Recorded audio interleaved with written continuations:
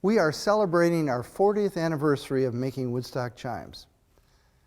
In the mid-70s, I was teaching at a university in northern Illinois, surrounded by the cornfields, very quiet. It allowed me to listen very carefully to the instruments I was building. I was very interested in the ancient scales of musicians such as Olympus from the 7th century BC. As a professional musician, I decided I was going to use these instruments in my performances. So I needed material to do that. I didn't have a lot of funding, so I went to the junkyard and found all these old lawn chairs laying in a pile. I noticed that they're made out of aluminum tubing. I knew that would sound great, but they don't sound that good as is, so I needed to cut them up, which I did, and I made this thing. I call it my adapted lawn chair, and it sounds like this.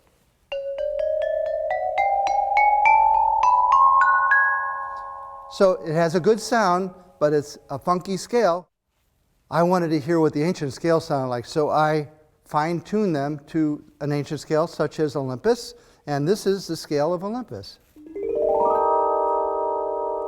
Really haunting and quite beautiful.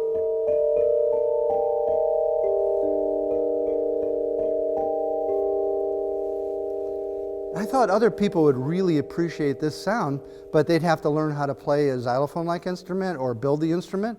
So I had this idea to make a wind chime that everybody could enjoy, because the wind is the ultimate performer.